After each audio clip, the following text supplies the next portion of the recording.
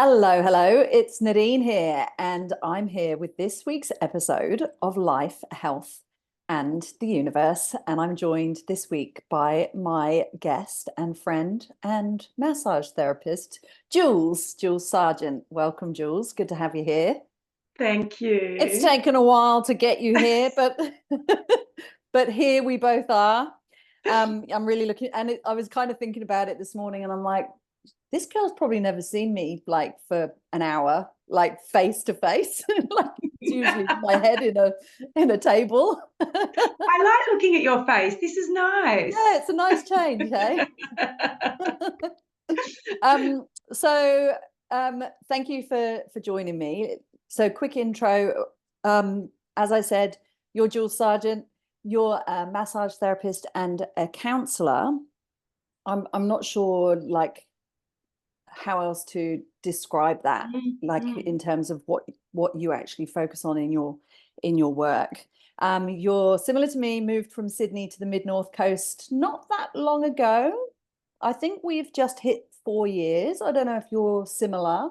We're around 18 months. Oh, We're still yeah, newbies. so you're very Yeah, fresh. yeah. And you moved up here with husband and little one for a quieter life. Spot on. Yeah, Spot out on. of the big smoke. Yeah, spot on. So I'm super grateful to have you here. We are never ever short of anything to talk about. But we're here today to talk about your work, specifically the counselling work, Mhm. um, because it's something that you are relatively new at. Like it's obviously come into your work a lot. You're never Yes, just a massage therapist, right? You're never just a personal trainer like me. You're counseling, you're working with people's emotions, behaviors, and that sort of thing when they're on the absolutely. table. But you're directing your work more into the area of counseling. That's right. Yeah, Yeah. yeah. So we're here to talk about that today. Okay. Um, And so I'm going to hand over to you. I'm drinking my coffee Saturday morning, just kicking back and having a chat. Yeah, so tell us a little bit about you. You know who you are, where you've been. Beautiful. Thanks, Nadine. Thanks for having me. You asked me at some point last year, and I think I fobbed you off for the first and second time you asked me. I think I changed subject quite quickly. And then I thought, no, it's life is about doing things that make us feel a little bit uncomfortable. Mm. So I'm doing that. I do feel a little bit uncomfortable, but it's only because I'm a little bit nervous. But you hold space beautifully. So I started working one-on-one with people about 20 years ago, and that was in the massage realm, more sort of the sports remedial sort of grunt, heavy sort of tissue work, and felt very comfortable in that realm and have been quite successful with that, setting up a business in the northern beaches of Sydney, and then moved over to London and set my business up there quite quickly, and lived over there for 5 years, doing the massage. And as the years went on, I was just learning more and more about people, um, how we think, why we think these thoughts, and why we act, and what just different, just everything about humans, and it just fascinated me. So I think it was in the middle of I think it was the first lockdown of COVID or something. I started studying my counselling, so maybe 3 years ago, and it just seemed like a natural progression for me. Mm. Having people on a massage table is and can be a very vulnerable state for some. You're naked, or you've just got your underpants on, and essentially it's a stranger just working on your tissues, and it brings a lot up and it brings a lot out. And I felt like I was holding space for that quite well, but I needed extra tools to help me with that. Hence the study into the counselling. And then, as we touched on, I moved up here 18 months ago with my family, and it was my opportunity to step away a little bit from the massage. That's what my client base knew in Sydney. And I thought it would be quite hard to sidestep away from that with that existing base. So I took the opportunity when we moved up here. And I offer just massage or just the counselling, but I've also done a little beautiful hybrid of a talk touch session, where for the first half of the session, it's essentially the counselling part of it. And we just have a chat and we debrief and download. And I pick up on different emotions that are being stored in the body. And then I get the client on the table and release that through the touch. And it's just so powerful. So powerful. Wow. Do you get emotional when you do that work? Do you, like, how do you, because I think I'd Yeah, probably, good question. I think I'd probably, because you feel it, right? That's how you know how to treat it. So how do Yeah, you it's not feel it with them, taken. sort of thing? Yeah, you're in it. You're in the emotion. Mm, For me, it's really important after a session to do my own cleansing mm, and recentering work. Um, but when I'm in that session, yeah, it's a tough one. I mean, because in the session you're working on so many different levels. I mean, I find it hard sometimes to block certain people's energy. Um, mm, and I don't know. I can't put that down to, it might be that they carry a heavier energy, or it might be that I feel an affiliation to them. right. Um, sometimes you can't describe energy, which is beautiful, right? Mm, So, um, yeah, I just always make sure I do my self-care. So it might be an ocean swim after a day's work, or an ice bath, or, some meditation, really washing off physically and energetically, washing off the yeah. clients I've had that day.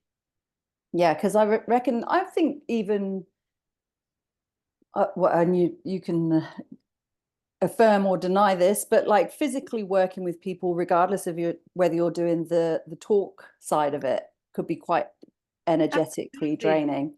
Absolutely. And Mm, I could have someone walk in for a massage, and this has happened over the years, walk in for a massage.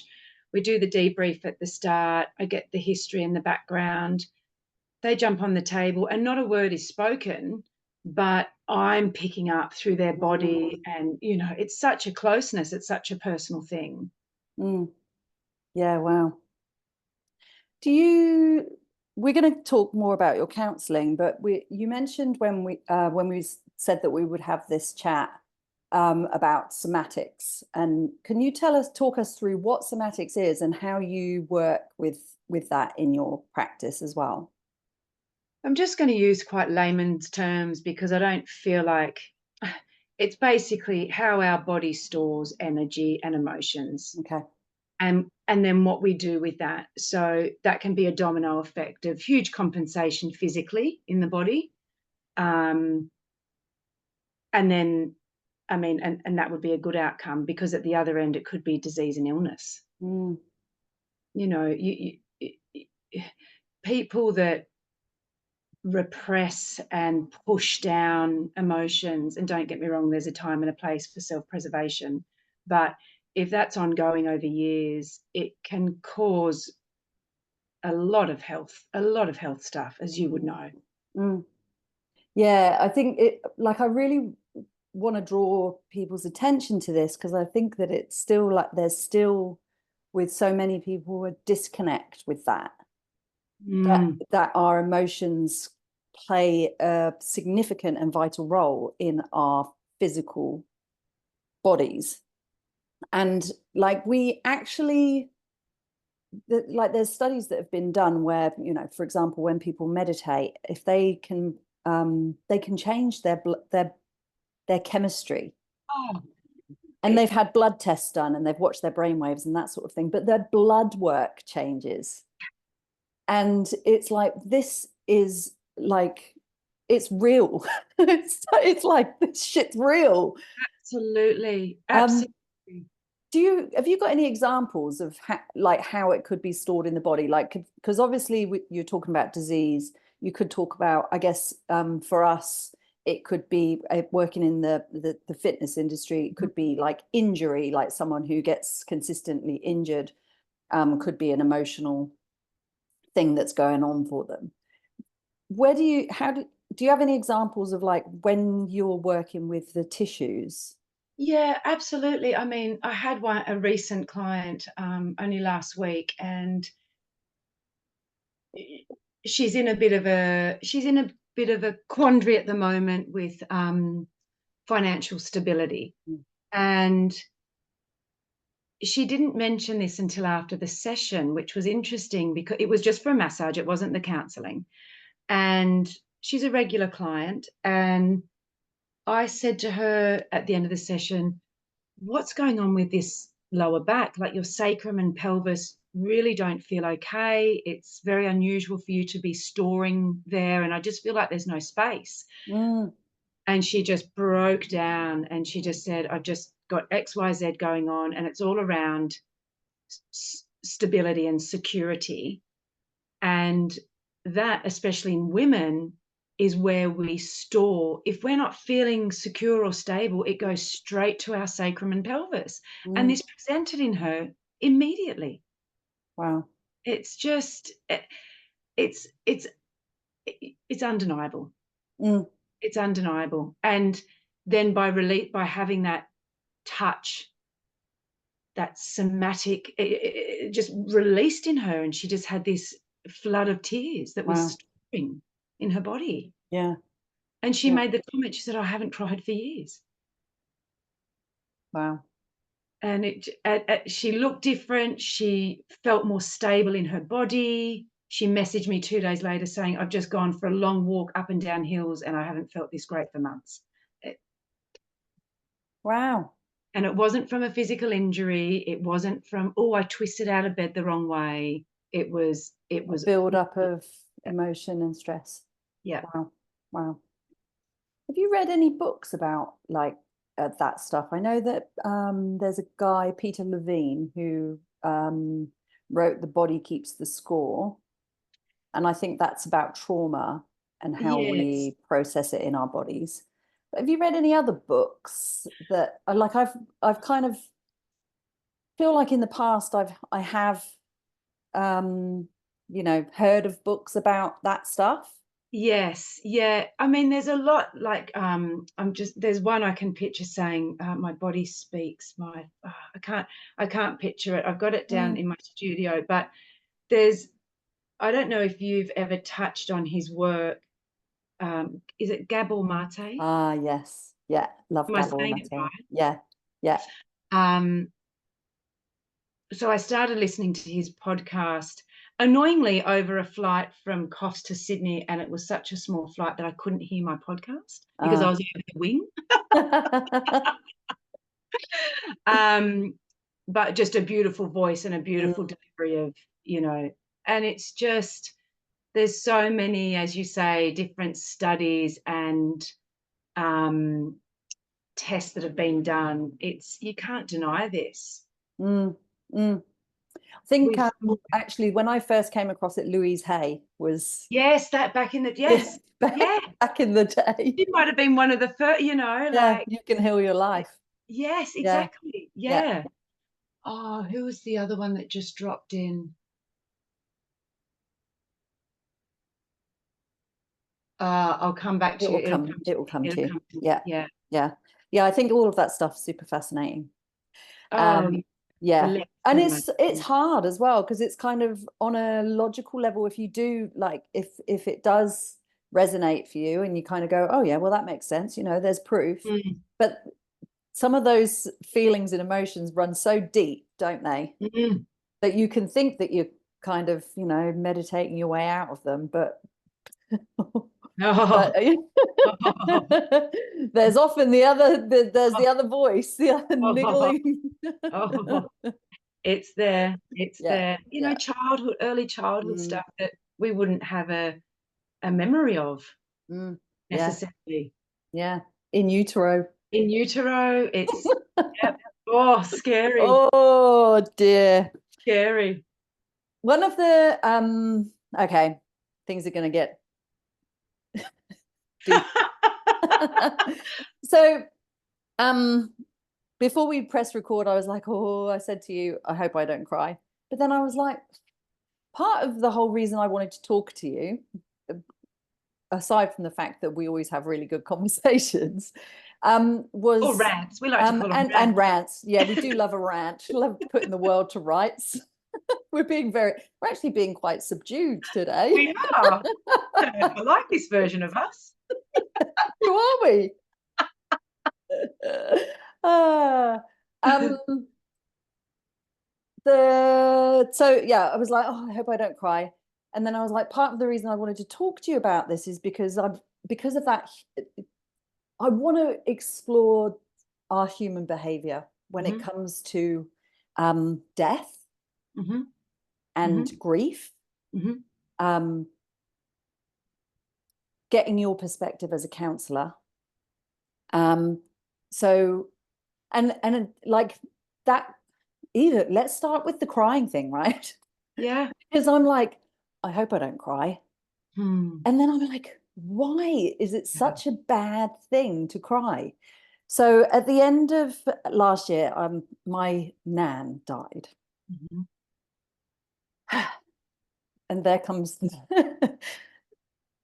um and so there was a um period of time leading up to it, right? She was getting unwell, she was in hospital, and I just started to contemplate life and death, right? And so one of the big questions for me that came up that I would love to talk about, and usually once I've got past this kind of lump in my throat thing, I'm okay. Like I won't cry the whole time. um, is like, why do we wait until someone is dead or about to die before we express how we feel? Hmm. That was the big one that came up, especially because I know that my mum and my nan had an interesting relationship, and it's all our own personal perspectives, right? It's how we interpret it. So my mum had her stories about her childhood with her mum and her relationship and how she never felt wanted and all of those things. And I thought, when someone gets to the end of their life, do you, as the person that's being left behind, want to um, still feel all of those things, not have resolved all of those things? Why do we wait until the last minute before all of that stuff comes up? Big questions. Yeah. But these are kind of the things that I was pondering. And we just don't talk about death. No, it's the Western lens of death is so toxic. It's so Right. jarring, and I feel, this is all personal opinion, really cold, really unempathetic, really just disjointed and disconnected. Um,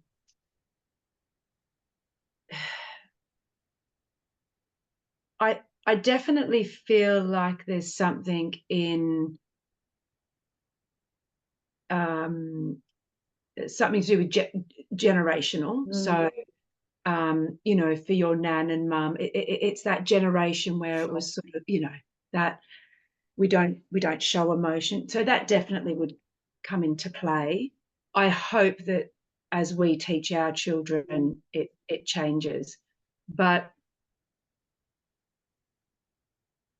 it's like I've always been confused at why someone would have, if they put out an invitation to a party, they might get 30 people, but if it was their funeral, they'd get 130. Yeah. And I've always thought, why aren't we, same sort of thing? Why is it after the person's gone But we tell do we them how important. do we show up? Yeah. It's bamboozled me, and in the work I've done in the counselling realm, so when I first started the counselling, and still do, volunteer for a wonderful association called NALAG, the National Association of Loss and Grief. Okay. And they support, people can reach out and have counselling sessions for free, essentially. It's a voluntary service. And I felt so privileged, and I still feel privileged volunteering for this association, because the people that open up to you and share their experiences around death and grief and loved ones is just phenomenal, from all ages.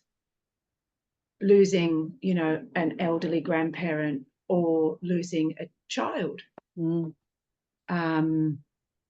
It's, I feel it brings more of a stigma, and it makes it worse because we don't talk about it. Yeah. We need to talk about it. Everyone experiences it. It's the one thing we can't get away from. But it's almost taboo in some households. Yeah, totally. It's weird, isn't it? I really want to get to the bottom of it. I don't know if we will. But I think that, I guess one of the reasons that I wanted to have this conversation on the podcast is to get people to think about it, and like, what are their associations with death? And is it like, I guess there's a bit of fear. There's definitely fear. It's the unknown, and as we know, fear is the unknown. Fear is future. It's all that, like, we don't know. We've never been here before. I'll briefly touch on this.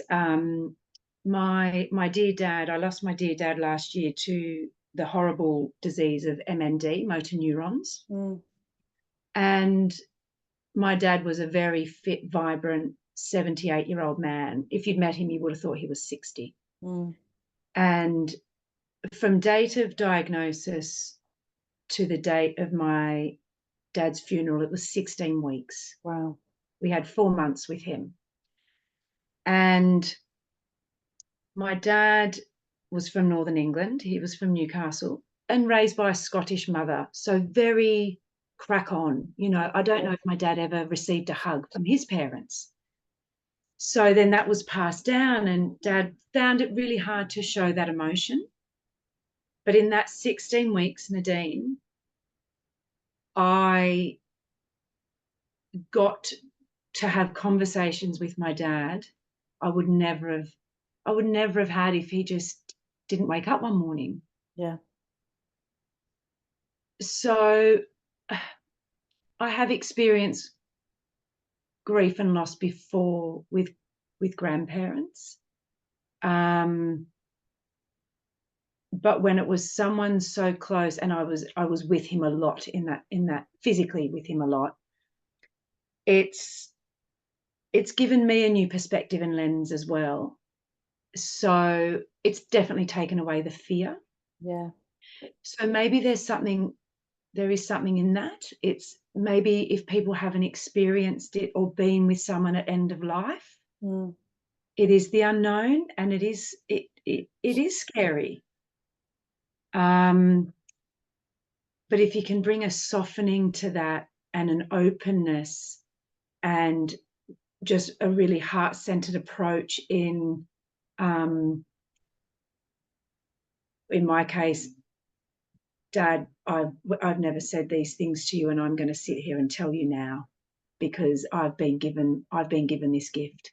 I've been given this opportunity, and it was reciprocated. Like it was just beautiful. It was just beautiful. And this is someone who lived 78 years in a certain way, like a really stoic way. Yeah. And end of life can do beautiful things. It doesn't have to be tragic. It doesn't have to be dark and gloomy. Like, he is everywhere now. Yeah. It's my belief system. He's He wore red a lot. His favorite color was red. And I know when I need to speak to my dad, I go for a walk and I just see red Yeah. cars, people wearing red hats. So, and that leads me into what is really important in loss and grief. And I just want to say, grief isn't just bereavement. Mm. Grief can be anything from the loss of a job, moving countries, Yeah.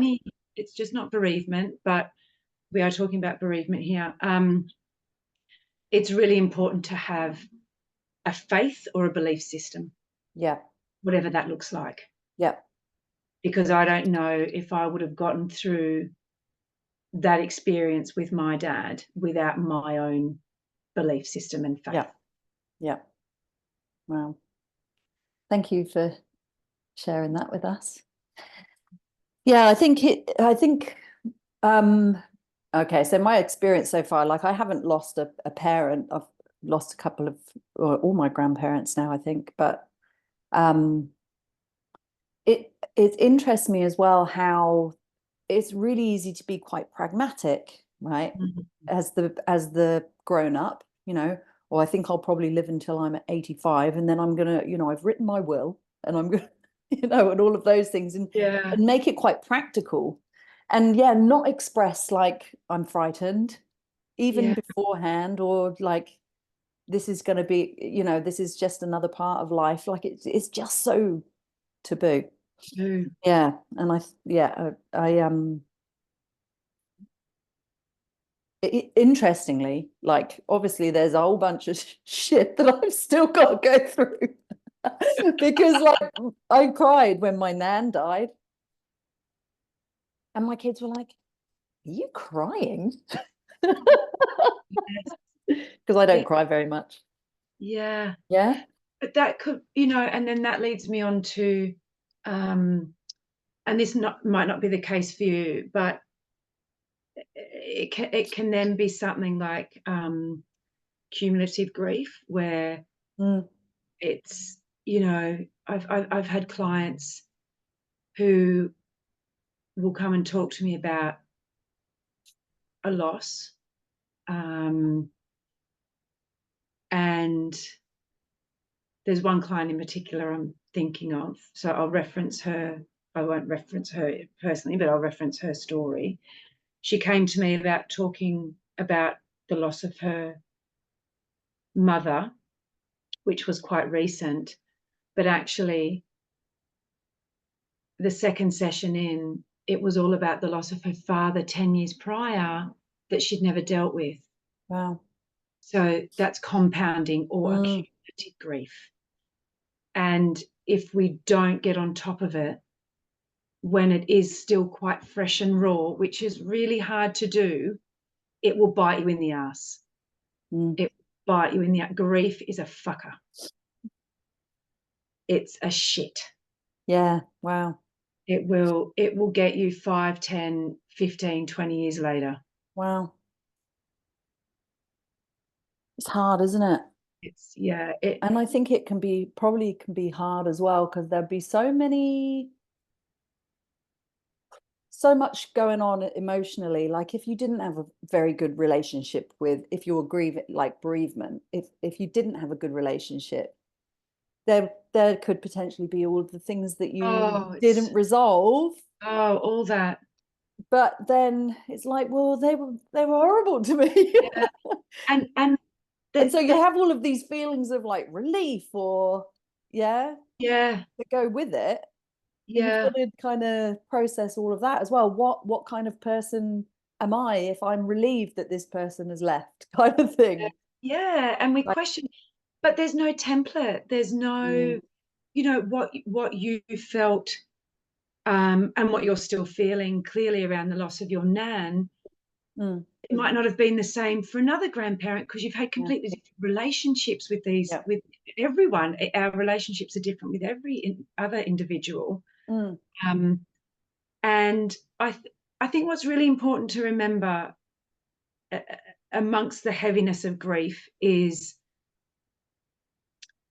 a level of acceptance in who that person was, Mm, and also be kind to yourself in yeah. the fact that it takes two in a relationship. And I forget the saying. It's something about, and maybe I've made this up. Maybe there is no saying, but uh, when you put someone that's passed on a pedestal. So Mm, when the and I will still reference my dad, and he wasn't all good, you know, good in inverted commas. yeah. He had his faults because he was human. And at times our relationship was really fraught. But at the end, it's acceptance and forgiveness and heart centered is just so important. And that is to the other person, but more importantly, towards Yeah. yourself. Yeah. When you so you have you've had counseling? Are you in ongoing Yes. counseling for Yep. your I am. personal how do you as a counselor and a volunteer for the what's it called? Lost and Galag. yeah. Yeah. Um what sort of is it talk therapy? Is there anything else involved? Like It's talk therapy. So with the National Association of Loss and Grief, that's all phone sessions. It can mm, be Zoom, but a lot of mine are phone, which brings another element of deeper communication because you don't have the visual. So there's a mm, lot of you've got to pick up on a lot of cues just through the sound, yeah, just through the voice, which is one level. Then you've got the level that we're at, where Zoom, we can see each other, and there is a level of energy exchange. mm, But then when you've got someone physically in the same room, then that's another, so there's a lot of different layers and realms that come into what sort of session you have. yeah, um, and another interesting thing about grief is, and it was funny, I've been on the other side as the practitioner and therapist, and someone has come to me for grief, and we end up talking about a whole heap of other stuff. yeah, And that's what's happened to me personally. So I've probably had now, I reckon, 7 sessions with my counsellor since losing dad. And I think time wise, we've probably only spent one session on the grief at the moment, right. because it's what it brings up. Mm, It's stuff that we have, again, for self preservation in the past, pushed down and yeah, repressed. yeah, That's all got to come out first, because the grief is the deeper mm, stuff. There's a lot of stuff bubbling on the surface with us all the time because we've lived a life. Doesn't matter, and we've had experiences. But I said to my counsellor, "Are we ever going to get to this? Like, are we ever going to get to it?" And she said, "It's obvious that you're not ready yet, Jules, because there's other stuff that we've got yeah, to." So I get it. I get it from both ends now, from the therapist side and the client side. yeah. Do you do you feel like you come away from a session with like work that you need to do? Like, do you think, all right, do you journal, or like have you got any other, like do you use the same sort of processes like swimming in the ocean or ice bath or anything like that to help you with your own, like when you've been in a counseling session as the counselee client? Yes, I journal a lot after Mm, I've been the client. It I feel like it's one of those things that hashtagging has taken away journaling is very important, yeah. but now it's hashtag journaling. Um, but it's so important. I just call it a Mm, brain dump. We've got to get it totally. out. We've got to get it out. Again, you don't want to store it in your body, because then that leads to injuries or illness or disease, Mm. ailments. We And there's store so many like we're on those loops, right? Those thought oh, loops where you just have the same things going round and round oh, and round in your head. when you write it down, it's like, okay, it's there now. Yeah. It's out. I can now move on to my next thought. Next loop. Yeah, exactly. Yeah. Because and you would know this, you stay in a loop, and I visualize like going down a mountain on skis and creating the same grooves in the snow, and they're just getting deeper and deeper and deeper and deeper. And that's then in our neurological pathways, and it's harder to come back up from. Yeah. So get it out. Don't make the groove deep. Yeah. And the deeper those grooves become, the more like we kind of create this own personal reality, don't we? Of who, Oh, of like it apparent. I think like, well, it's all our personal perception, basically. and it ends up being so far from what the original thought Yeah. was half the time. So how did I get to that? Yeah. Did I get to that from that? Yeah. But now this is my reality. Yeah. And now I've created this story and narrative. Yes. Yeah. And that's basically our entire life. That's our entire, and then you've got to go and see counselor and unpack it all. Oh, it's amazing, really. Um, you can kind of, I mean, it's obviously something that's vitally important to unpack this stuff, right? For our evolution, and also to help with the not passing it down through the generations. Yeah. Like they reckon for every person that heals, even if we're carrying generational trauma ourselves, we can actually heal back through the generations as well as healing forward. It's so powerful, so powerful. And in that, Nadine, I just want to sort of spark something in me with, again, it's that not making this stuff taboo. Our son was 5 when we were going through this with my dad, and the conversations we had with him were so open. And obviously he didn't, obviously we weren't going into detail about the horrible disease and illness, but he knew grandpa wasn't well. He went and saw grandpa in the hospice and the hospital, and he knew that he was at end of life, and he knew that there wasn't much time left for him in this world.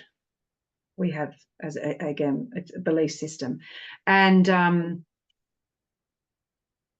it's funny, kids, the morning that ended up being the morning that the day that dad did pass, my son was brushing his teeth, and I said to him, I just knew that was the day, and I said, I'm not going to go, I'm not working today, neither's daddy.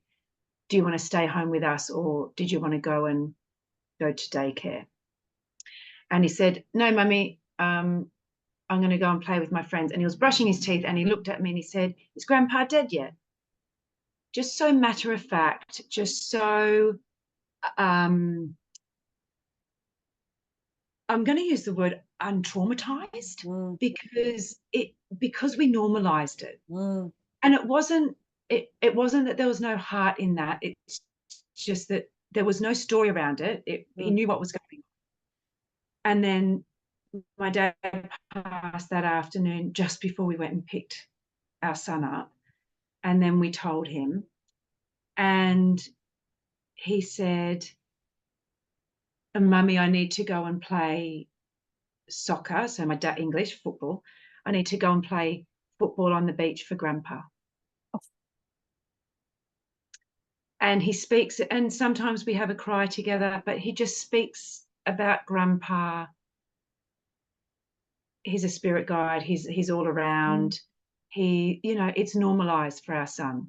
So I'm hoping that something that as he time can goes on, and when he loses me and his dad, eventually, he's experienced a level of grief that's normalized. Yeah. Because it is the inevitable. We all go, and we all leave people behind. That's the thing. Yeah.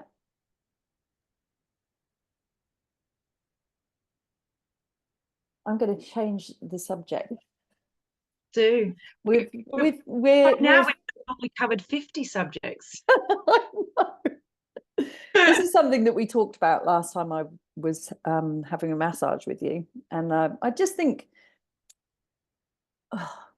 it's something that we've both experienced, and I think that there's a level of grief in this as well. And that was we both had cesareans. Yes. And how that can be a real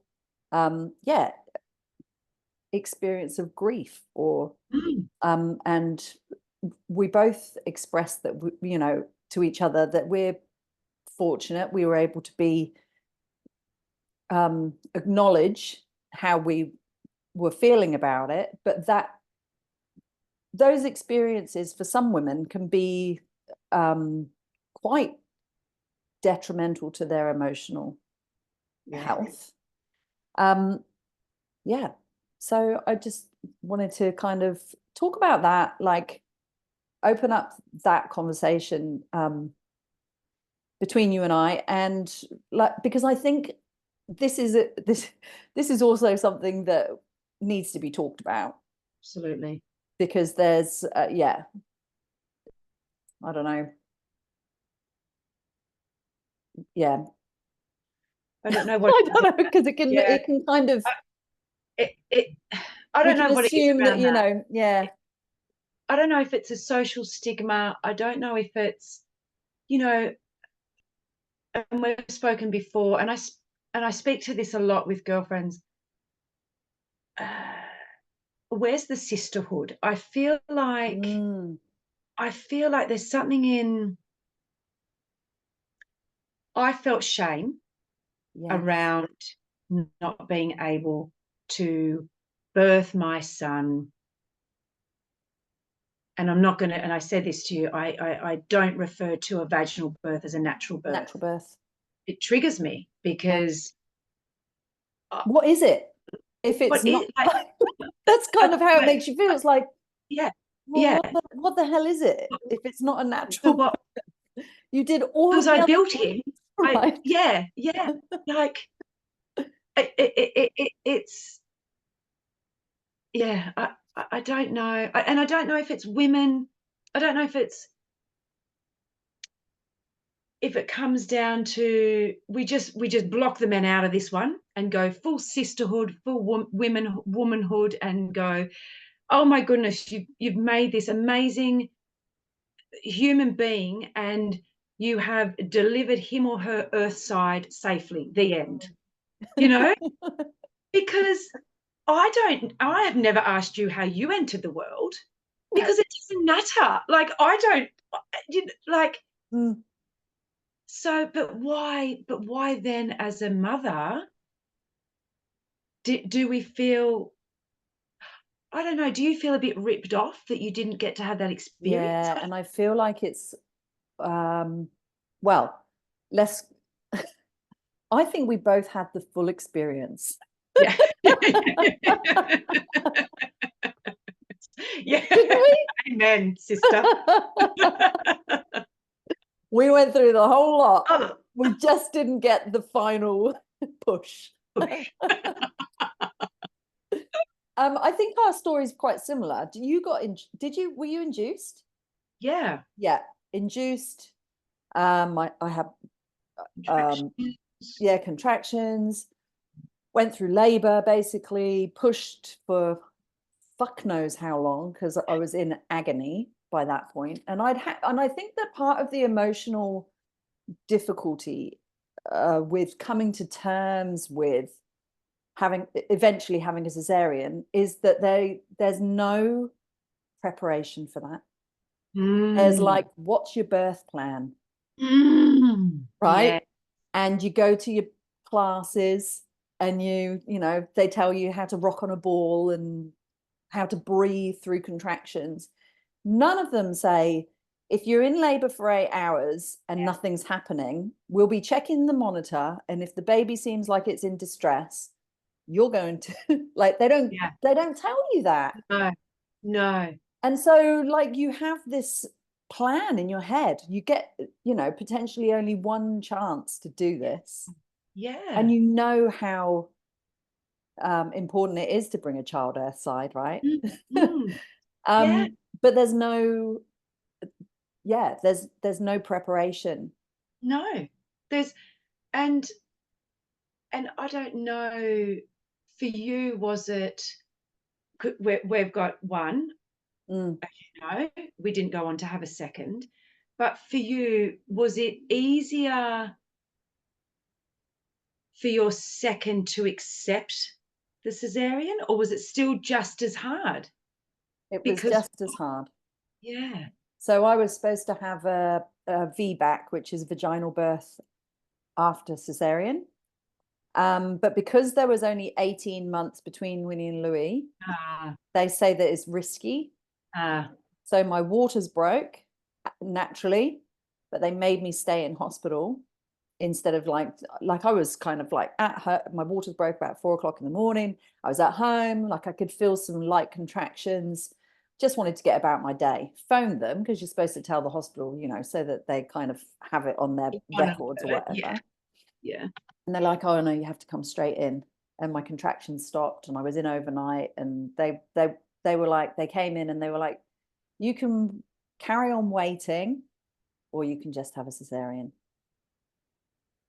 And because Louis was only 18 months old, I was like, I'm just going to have a cesarean. Like I didn't want to, I'd never left him before. Home, yeah, I've got to Yeah. get home to myself. Yeah. And do you know what? That's interesting when you say you were at home, your waters broke, and then you're taken away from that environment where Yeah. you feel safe to hospital, really clinical, and it stops. Yeah. What's that about? And you're not taught to trust yourself, are you? And you're not taught. There is no empowerment. Mm. There No is no. empowerment. We had a doula for our birth, Oh yeah.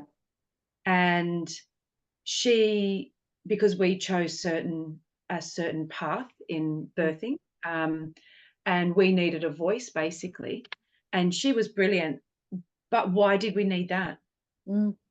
Why did we feel like we needed the third party to voice our Like you don't know. to the medical industry? Don't start me on that. It's just been skewed, I think. It's like they're there for like to provide a service. And if someone becomes a midwife as a profession, it's because they want to help people deliver babies. But then there's a system that, Yeah. and I've heard, without going off on too much of a rant, but I have heard since I had Louis and, I was pushing and he wasn't coming out. And I've heard since that they have like a protocol that if it's been going on for a period of time, the protocol is we'll Get move them in. to the next step. Yeah. Yeah. Which is forceps. Yeah. And then if that doesn't work, basically intervening. So Yeah. it's not necessarily that there's a danger, but they Yes. kind of tell you, oh, Yes. your baby And might die, and you're like, cut and it then out. of course you go, exactly. So now here's a question. Looking back on your first, would you do it the same? Would you go in for induction? God, I don't know. It's really hard, isn't it? Yeah, because I've asked myself that too, and I don't know if I can drop back into that. They don't empower you. I didn't feel empowered about my birth or my pregnancy. I felt doubtful. Yeah, like I was 10 days overdue. Yeah. Advanced maternal age. I was 40. And they're like, oh, risky, could die, baby could die, you're old, kind of thing. You're Nothing wrong with him. I was healthy. You're healthier than most 20-year-olds, but don't worry, just go off the age. Yeah, but then even after Louis was born, you know, there's a comment like, oh yeah, the placenta looked a bit, yeah. Oh, So you could, again, you're like, oh God, thank God I did that, you know, yes. Yes. because my baby would have died, because my Yes. placenta was bad, because I'm old. Like, you just go, And there's the story. Yeah. yeah.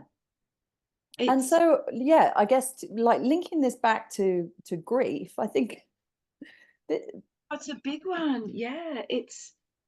And as you say, you're going into it going, it, this might be my only chance. mm, I might not be having more children. mm, This is and there's such a gravity around it and pressure, mm, lots of pressure, yeah, whether I that's think, societal or coming from within. yeah, yeah. I think when it comes to like how it made me feel emotionally, I mean, when you've got the baby and you know you're going through all of those, you know, the beginning of motherhood and that sort of thing, you don't have time really, I don't think, to dwell on that stuff too much. But I do, I have been triggered by like women who post on socials, you know, about this amazing home birth that they had, and they film it and the baby's coming out, and they're kind of like right on, you know, we can do this kind of thing. And I'm like, I don't, I didn't do it. Yeah, same. I feel exactly the same. I felt and feel stripped of something. Mm, Um, and I guess it is that the empowerment mm, and the confidence. I didn't have the confidence yeah. because it wasn't, yeah, it wasn't not given to me, but it wasn't, Well, it's not, you can't practice, right? You can't perfect yeah, it. yeah, it's, yeah. Yeah. But that is a really, really uh, a good example of another grief. Mm, And this is what I say with your nan, yeah. accumulative grief. Yeah. It's not just bereavement. Mm, It's grief over the years of, you live abroad now, really, from your mm, motherland. So there's a level of loss in that, even though it was a choice and you yeah. wanted to live in Oz, that's still okay, there's a layer. Mm, Then the cesarean, that's another layer. So it's mm, all yeah. compounding. Yeah. And I think, well, going back to like society and that expectation, it's like you get on with it, especially, Yeah. I think, well, I think men and women Yeah. in different ways, but Yeah. we get on with it, don't we? We're not allowed to talk about a lot of stuff. Yeah. Yeah. Um, you know, we have to go to work Mm. regardless of whether, you know, I remember a friend who had a miscarriage, and we were in a group um, session doing training, and someone said to her, when are you going to have another one? Oh, Yeah, like, because you have to just keep going. You just have to keep turning up. You can't tell anyone. And so there's so many levels of this. And I guess the reason I wanted to talk about it is just to really bring awareness to the audience. mm. Anyone who's listening to this is like, I guess, considering what we say to other people as well. Yeah. Oh, And the amount of times, and it's so interesting. Willoughby started kindergarten this year, and the amount of times in the past couple of weeks I've had women ask me, "So when are you having your second?" uh, It's an expectation, and I think, you don't know my story. You don't know if I am able to have more children. Um, and then I start to go into this like, oh shit, I've got to justify why Willoughby's an independent child. I don't use the word only child, the mm, term only child.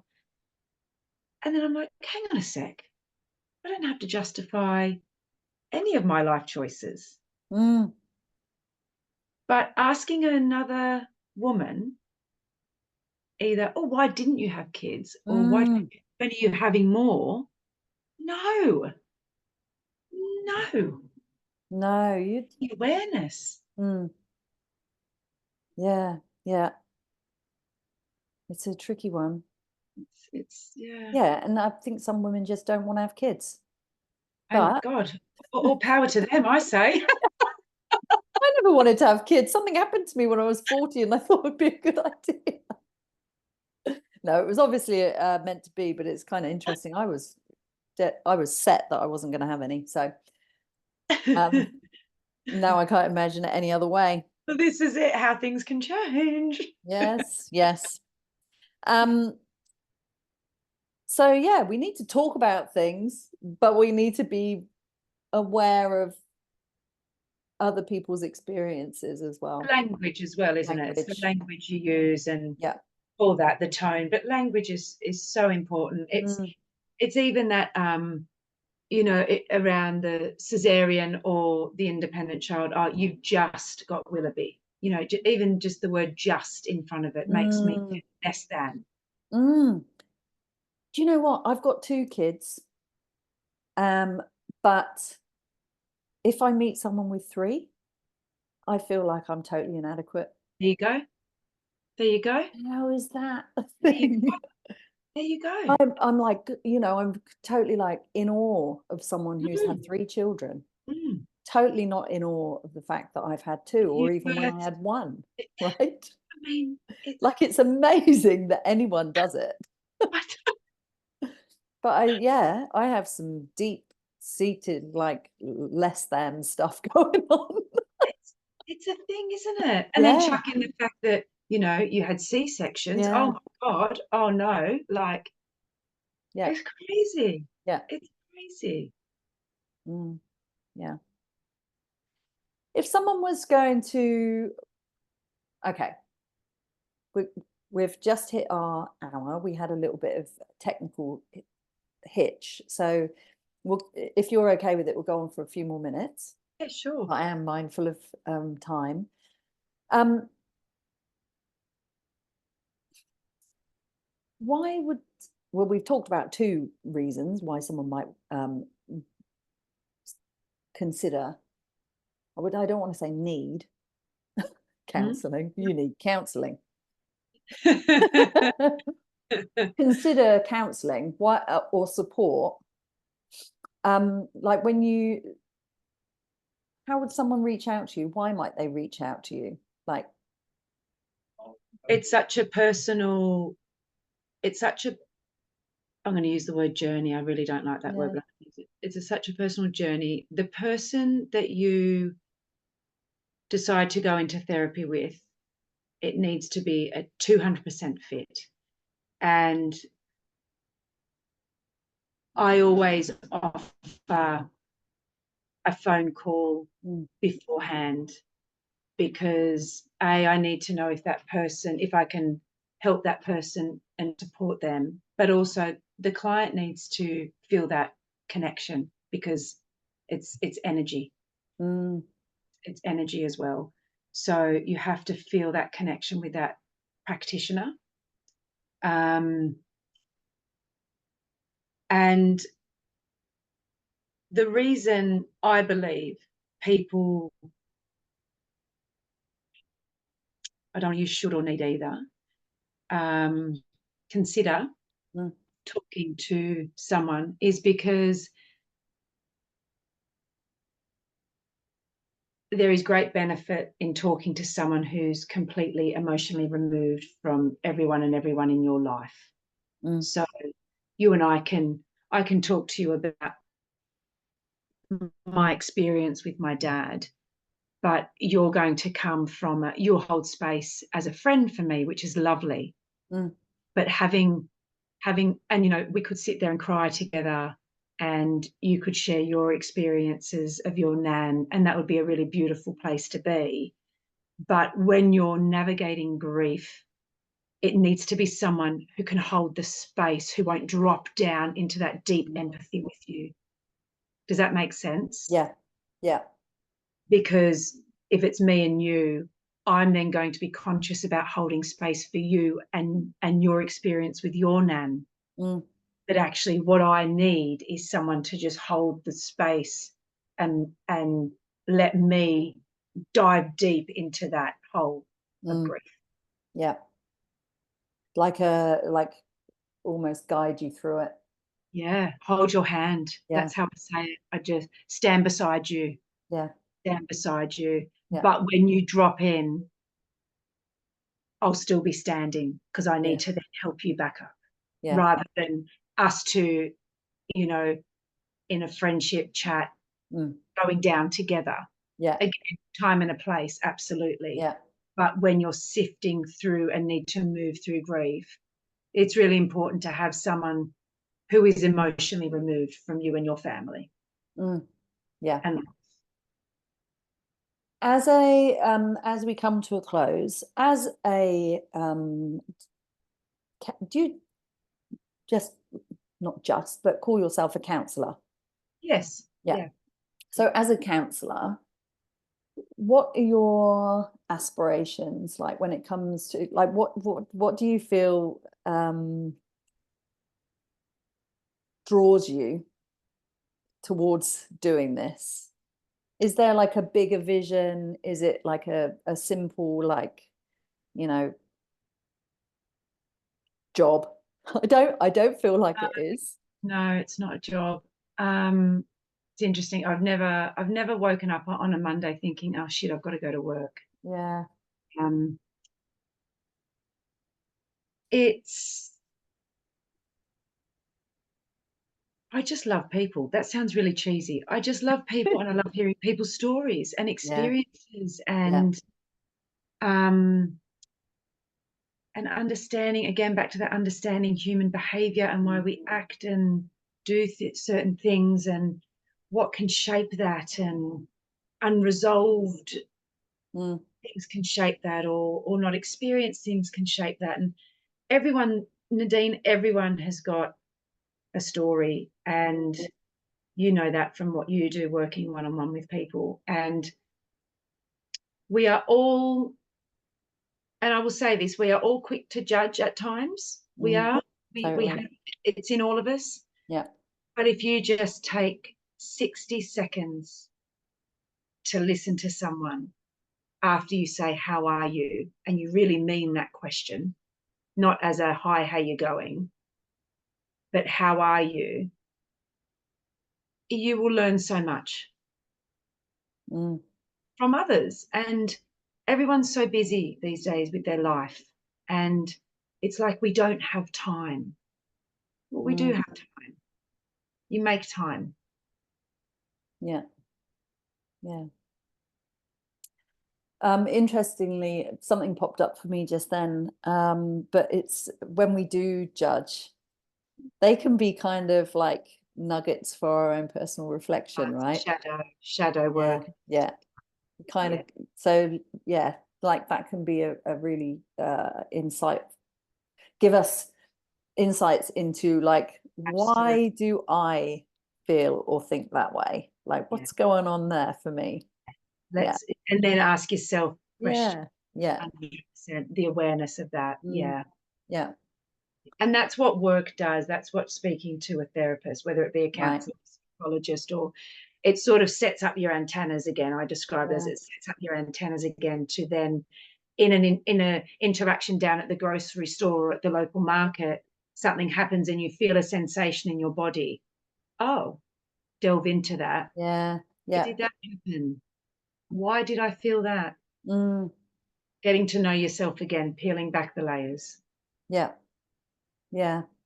What would someone walk away with after a period of counseling? Like, do you aim to like help give them a different perspective, or do you give them tools and strategies? Yeah, definitely tools and strategies. Mm. And also, I think there is a big element in all of us of getting reacquainted with the self worth and self love.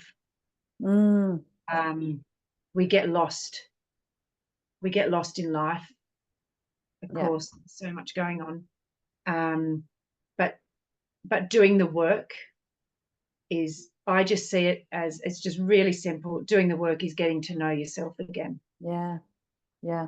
And what comes with that is a beautiful feeling of self-worth and self-love. Actually, I'm not too bad, you know. Yeah. You know, Yeah. I'm doing all right. Yeah.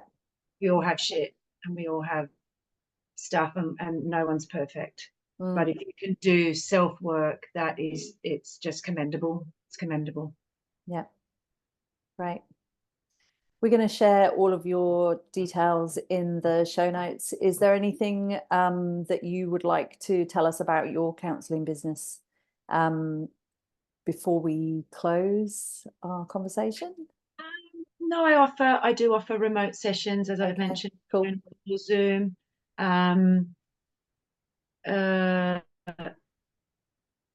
It's a personal thing. Obviously, some people like being in the physical room with someone. So I'm up on the Northern Rivers.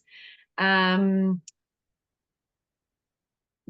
I just urge everyone to, if they have been thinking about speaking to someone, then do so. Yeah. Because it can do no harm. And if you don't gel with that person, then find someone that you do gel with, because it's so important for self-growth and self-healing. Right. Thank you so much for joining us today. I'm sorry there was a little bit of a technical issue earlier on, but we've seemed to have sorted it. It's been a joy to talk with you, Jules. Thank you. Thank you. I'll see you soon. Thank you. Jules. Bye.